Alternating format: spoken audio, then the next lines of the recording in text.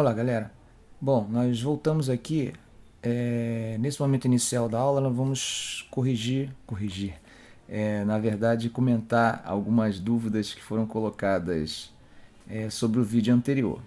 Vamos à primeira dúvida. A primeira dúvida diz assim: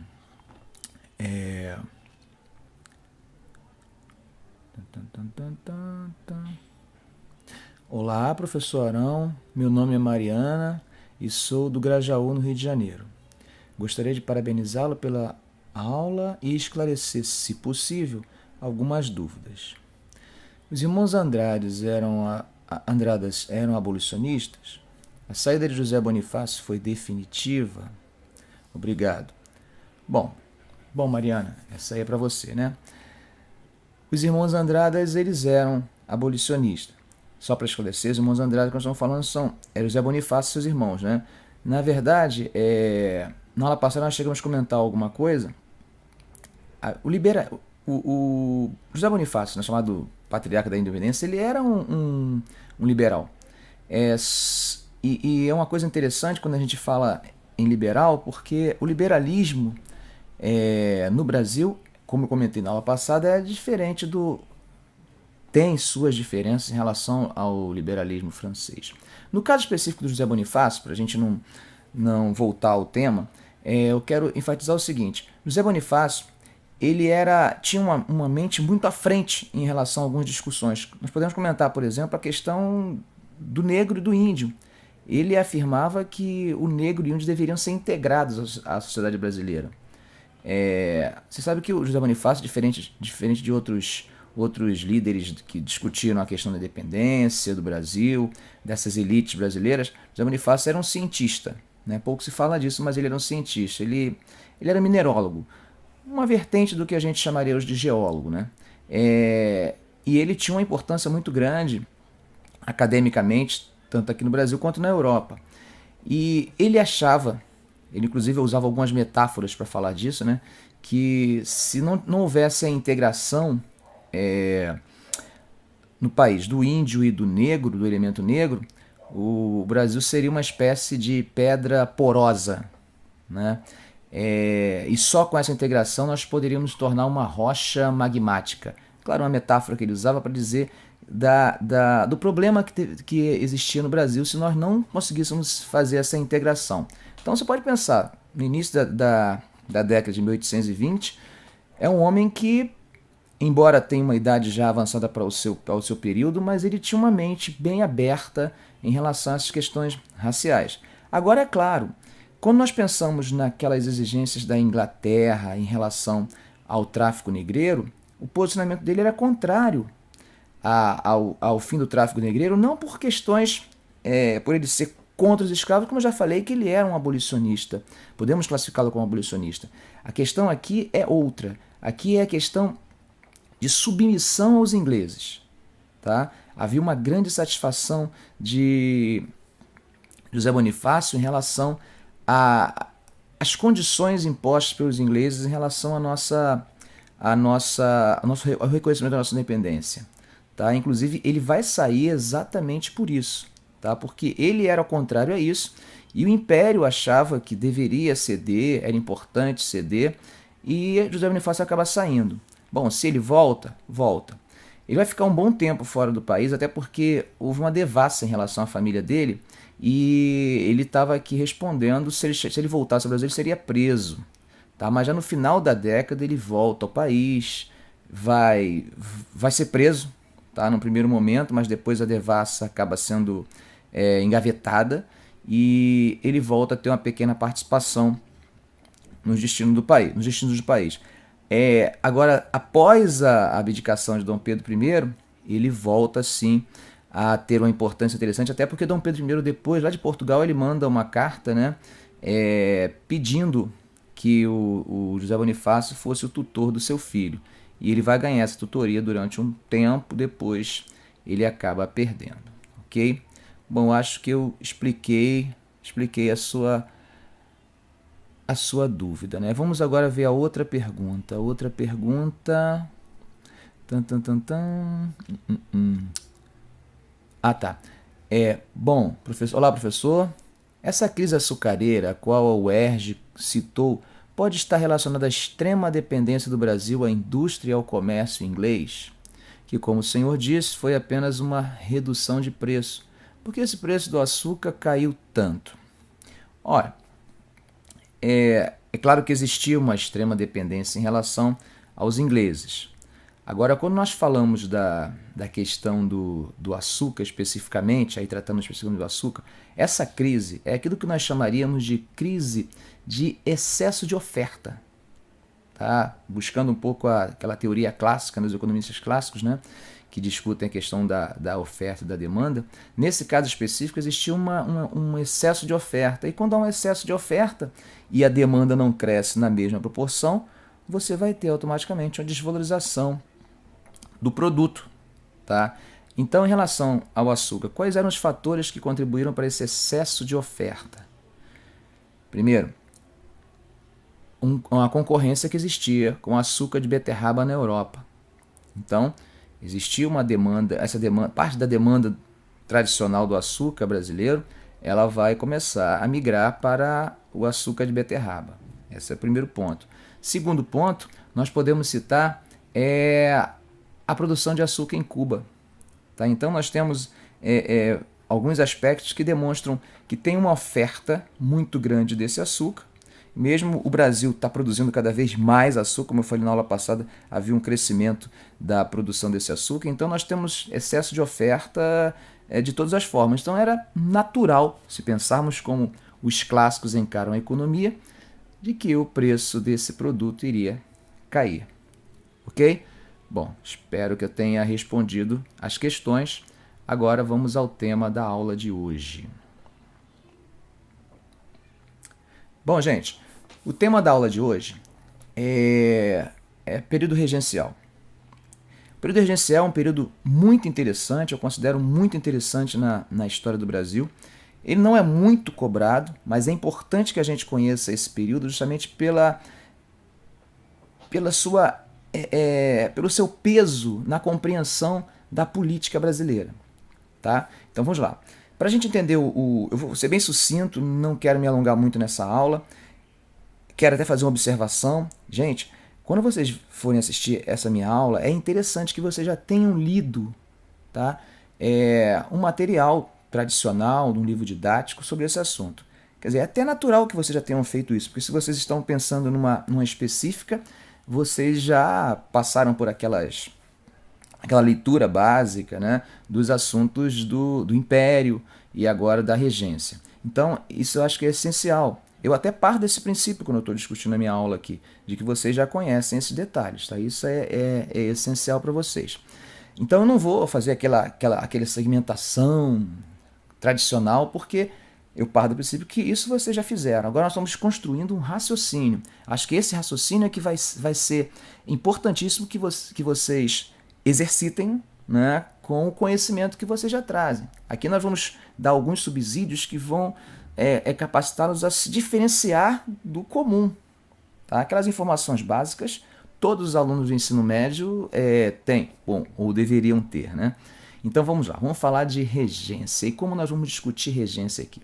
Bom, para iniciar o raciocínio de regência, nós podemos pensar, assim como nós fizemos lá na crise do Império, né, para falar de Império, nós podemos pensar no Império. O Império, nós discutimos a existência de duas facções que tinham pensamentos divergentes. Uma facção que nós chamamos de portugueses e outra de brasileiros. Tá? Enquanto os brasileiros defendiam uma descentralização, os portugueses já defendiam uma centralização. Ok? Bom, no final das contas, quem vence? Os brasileiros, porque Dom Pedro renuncia. E aí nós temos pela primeira vez, o Brasil sendo governado por brasileiros. Tanto que alguns historiadores dizem que o 7 de abril aqui é a data real da nossa independência. 7 de abril que eu digo, 7 de abril de 1831, quando Dom Pedro renuncia. Na mesma noite ele vai a Portugal sem nem se despedir do seu filho. Depois ele manda uma carta. Bom, nesse momento nós vamos começar o período regencial. O período regencial ele vai de 1831 até 1840. Nesse período, tradicionalmente, né, os livros didáticos costumam dividir esse período por governos. Então nós teríamos a regência trina provisória, que dura 2 meses e alguma coisa. Nós temos a regência trina permanente, temos a regência una de Feijó e a regência una de Araújo Lima. Tá? Essa é aquela divisão tradicional. Às vezes você fica preocupado em querer pensar o que aconteceu em cada uma delas. E às vezes isso tanto dificulta o raciocínio, quanto dificulta a compreensão. Então nós vamos tentar pensar de uma forma um pouquinho diferente. Digamos que nós fôssemos dividir essas 4, nós dividiríamos as 4 em 2 grupos.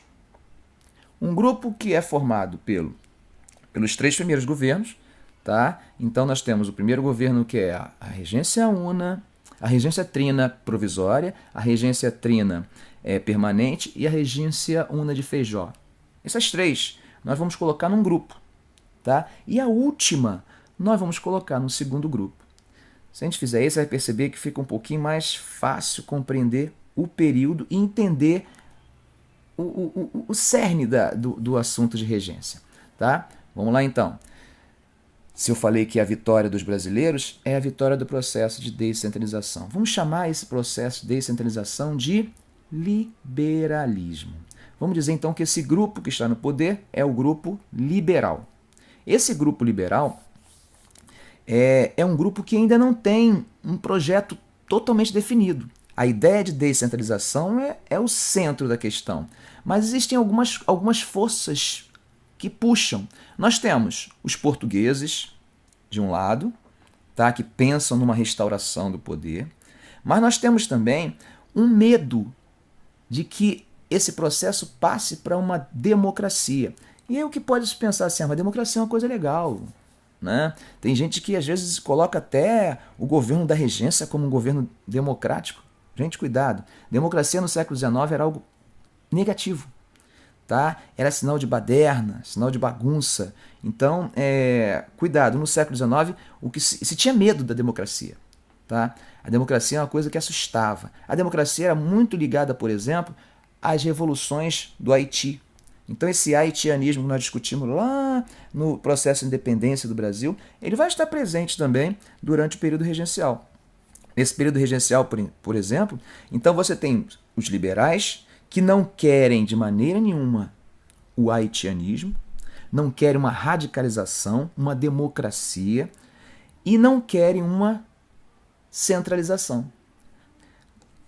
Esses 2 grupos, tem grupos mais jacobinistas, como eram chamados esses mais radicais, tá? E tem o grupo de portugueses. Vocês devem estar pensando assim, mas eu aprendi na escola que os portugueses são excluídos do poder. Olha, realmente quem está no poder são os brasileiros, chamamos agora de liberais, certo? Só que tem um ponto seguinte, ó. Existiam algumas instituições que ainda existiam ainda durante a regência, que eram formados por portugueses.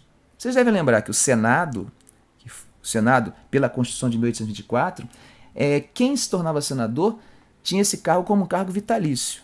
Então, já de cara, já estamos entendendo que dentro do Senado tinham portugueses. Tá? No Exército tinham portugueses. Tá? E até no Conselho de Estado, tá? Que era um órgão de consulta, mas que tinha uma influência muito forte, tá? Dentro do Império. Ele vai também ser formado por portugueses.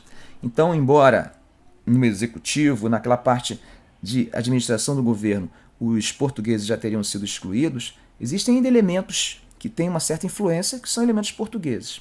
Esses grupos vão acabar fundamentando a existência daquilo que a gente chama de restauradores. Tá? Os restauradores, também chamados de pé de chumbo, também chamados de pés de chumbo, também chamados de corcundas. Esses restauradores, eles vão estar ainda presentes pensando na possibilidade de Dom Pedro voltar ao poder. Tá? Agora, quem seriam esses jacobinistas? Esses jacobinistas, ou esses mais radicais, são grupos de liberais, mas liberais que começam a ter uma posição contrária ao governo central, mesmo quando o governo central está pregando a descentralização. E aí nós temos uma questão muito interessante para falar, que é o seguinte: aqui nós não temos partidos políticos ainda. Tá? Nós temos grupos que são denominados por um ou por outro dessa forma. Então, quando nós pensamos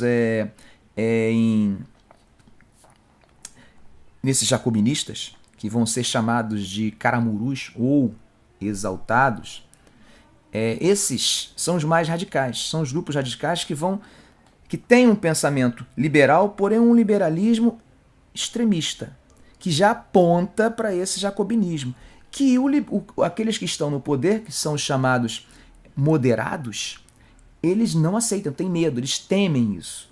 Então, nós temos várias mudanças e transformações ao longo dessa regência que apontam para a descentralização. Só que essa descentralização, às vezes, ela sofre exatamente por uma aliança impensável em alguns momentos, que é uma aliança entre portugueses, tá? Restauradores, e esses que a gente agora está chamando de liberais exaltados. Então, eles às vezes se unem, eles são contrários, têm pensamentos contrários, mas para enfrentar, às vezes, o governo que está no poder, que são os chamados moderados, às vezes você encontra a união em algumas revoltas que começam a acontecer desses portugueses, tá, com os chamados liberais exaltados.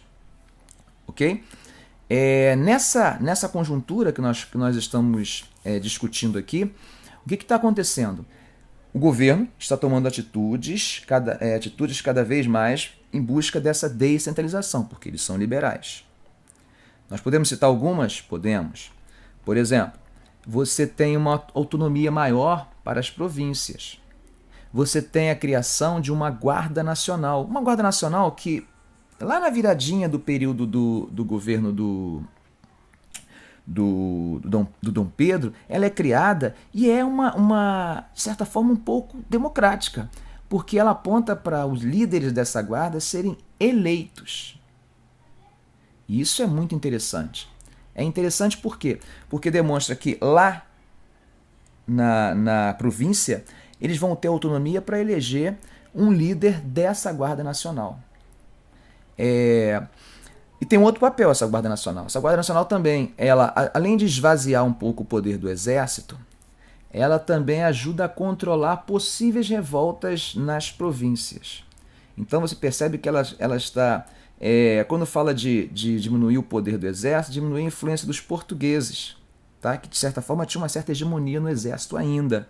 Então olha só, a Guarda Nacional combate de certa forma os portugueses, tá? Ela doa autonomia às províncias, né? Então nesse momento você está descentralizando o uso da força, mas também, ao mesmo tempo, essa Guarda Nacional ela controla os movimentos radicais. Então você percebe que é uma espécie de balança que é criada e essa Guarda Nacional atende a isso. Você tem outras medidas que são tomadas também, como, por exemplo, a criação do juiz de paz. O juiz de paz seria um elemento da província, eleito pela província, que exerceria o judiciário dentro da província. Nós estamos, então, de certa forma, dando uma autonomia jurídica dentro desse processo de descentralização. Os impostos, você também vai ter autonomia de impostos para as províncias. É claro que durante toda a regência há uma centralização dessa questão de cobrança de impostos, mas você já percebe alguma autonomia. Uma outra questão também são as assembleias provinciais. E aí, quando você fala de assembleias provinciais, o que você está fazendo, na verdade? Você está falando de quê? Falando de autonomia legislativa. Gente, tudo isso está sendo feito durante o período regencial, durante o período em que nós temos, nesse início, um projeto. E esse projeto é um projeto liberal. Quando você pensar em liberal, você pensa autonomia das províncias. Quando você pensar em autonomia das províncias, você lembra de federalismo. Então, se você usar federalismo na sua resposta para alguma questão relacionada a isso, você vai ser bem visto. Tá? Federalismo, autonomia para as províncias. E é isso que eles estão defendendo. Ok? Bom, é claro que em 34 Dom Pedro morre, vai haver um esvaziamento desse projeto dos restauradores, né? Mas esses dois grupos estão marcados. Quais são esses dois grupos? Que permanecem mesmo após a diminuição da influência dos restauradores. São aquilo que a gente chama de liberais moderados e liberais exaltados. Ok? Bom, gente, Só que essa autonomia toda, ela está gerando mais desejo por autonomia por parte desses exaltados, desses grupos. Então começa a haver uma série de revoltas. Essas revoltas vão acontecer em praticamente todas as províncias. É claro, não há uma homogeneidade nessas revoltas. Tem diferentes levas dessas revoltas, níveis de revoltas, tipos de revolta. Nós temos revoltas para todos os gostos. Nós temos revoltas radicais partindo de elites, tá? Nós temos revoltas de grupos menos favorecidos. Nós temos revoltas por questões econômicas e que vão gerar separação do Brasil, busca por uma república. Nós temos revoltas de escravos. E quando eu falo revolta de escravos, não é uma só não, tivemos várias. Então eu vou citar algumas revoltas, só para vocês terem noção de algumas. São muito mais do que eu vou falar aqui. Na verdade, tem algumas que você nem dava mais nome. Você colocava setembrada, novembrada, dezembrada e assim por diante, porque o número de revoltas era muito grande. Você pode falar, vamos descendo o mapa do Brasil, né? Pegando lá no norte, você pode falar da Cabanagem, no Pará, que foi uma revolta relativamente longa, tá? Que trouxe vários problemas para o Brasil, inclusive a França começa a ter um posicionamento de desrespeitar parte do território brasileiro, alegando segurança dos seus súditos na região. Nós temos descendo ali, passando pelo Maranhão, você tem a Balaiada, chegando à Bahia. A Bahia, foram várias revoltas na Bahia. Nós podemos citar na Bahia a Sabinada, que é uma revolta de elite. Nós temos uma revolta de escravos islamizados, tá? Que é a revolta dos malês, que é uma revolta curta, né? Dura uma madrugada mais ou menos, mas era uma revolta extremamente planejada, bem arquitetada e com objetivos bem radicais. Esse grupo era um grupo de mais ou menos 600 escravos que queriam tomar o poder, e alguns falam que o objetivo deles era controlar aquela região, não acabar com a escravidão, mas tornar os infiéis em escravos. Não foi para frente, mas assustou, tá? Pela sua organização. Nós temos, além dessa, nós temos a Cemiteirada na Bahia também, que é uma revolta totalmente diferente daquilo que nós imaginamos, né? A Cemiteirada, na verdade, é uma revolta ligada à questão religiosa, né? Uma mudança que houve, uma lei que houve em relação à questão da morte, né? Diziam que a partir daquela data não se poderia mais enterrar ninguém dentro da igreja, era muito comum, né? E aí se cria um cemitério e não aceitam, né? Você tem mais de 1.000 pessoas, né, chamadas irmandades, marchando, e eles conseguem revogar essa lei, né, voltando ao enterro dentro dos cemitérios, que estava sendo questionado por questões sanitárias e tal. Bom, gente, é muita revolta. Aí se você for pegar no Rio de Janeiro você vai ter revolta de escravos. De escravos invasores. Tivemos uma revolta de escravos invasores. Nós tivemos uma revolta de escravos em Minas Gerais, a chamada Carrancas, Dom Manuel Congo. Então, e se formos lá para o sul, nós temos a revolta mais duradoura da história do Brasil, né, que foi a Farroupilha, que vai fazer com que nós percamos uma província. Durante 10 anos, né, nós estivemos aí em luta para tentar reaver essa província que havia se desligado do Brasil. Bom, é uma situação que não é confortável. Então, automaticamente, essa situação, na verdade, ela coloca em contradição e dúvida se o projeto de descentralização está contribuindo ou não.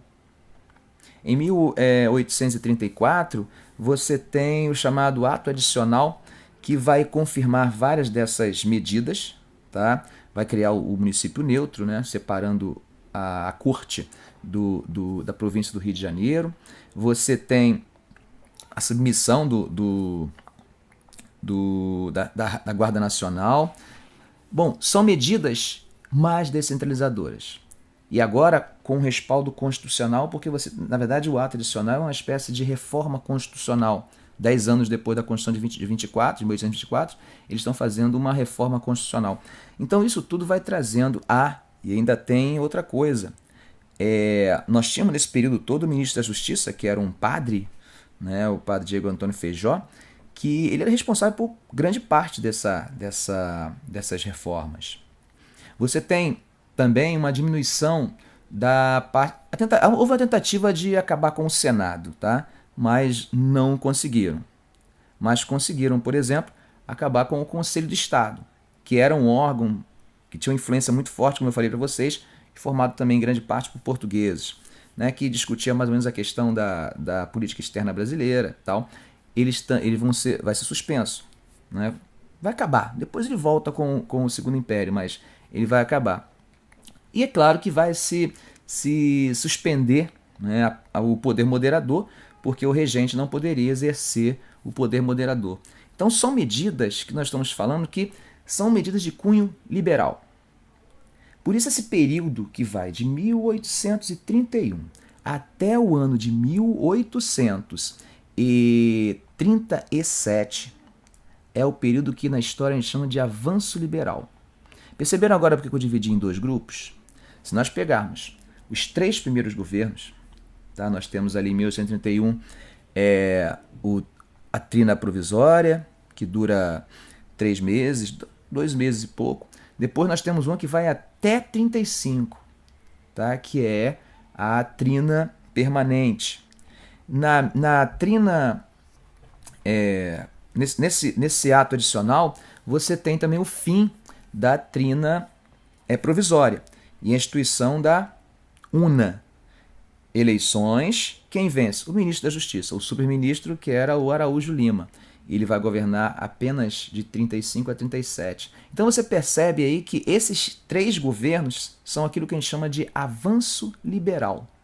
Tá? O projeto liberal está avançando. E volto a falar, repetindo para vocês, mesmo vocês podendo voltar o vídeo, mas eu vou repetir mais uma vez.